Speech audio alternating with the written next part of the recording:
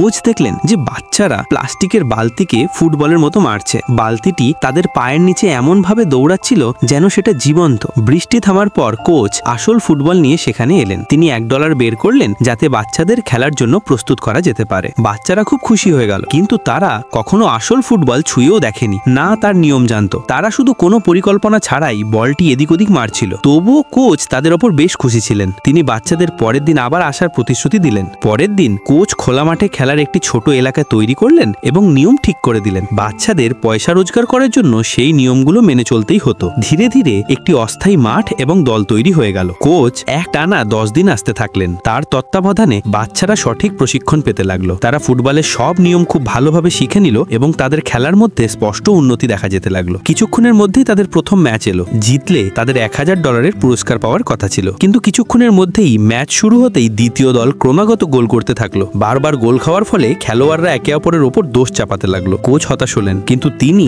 তাড়াতাড়ি সমস্যাটি বুঝতে পারলেন। তিনি সবাইকে জুতো খুলতে এবং সব গয়না খুলে ফেলতে বললেন। এই সব সরিয়ে দেওয়ার পর বাচ্চারা আসল শক্তি দিয়ে খেলতে লাগলো। দলগত কাজ দেখিয়ে তারা একটি গোল করলো। কিছুক্ষণ পর তারা দ্বিতীয় গোলও করে দিল। এখন বিরোধী দল তাদের গুরুত্ব দিতে শুরু করলো, কিন্তু যতই তাদের ডিফেন্স শক্তিশালী হতে লাগলো তারা আরো বেশি গোল খেতে লাগলো। একটি ছেলে জোরে শট করলো। দূর থেকে মারা সেই শটটি সোজা গোলে চলে গেল। শেষমেশ তারা ম্যাচটি 6-5 জিতে নিল। এই জয় থেকে কোচের মনে দলের জন্য একটি নতুন আশা জাগ্রত হলো। আপনিও কি ফুটবল খেলতে জানেন?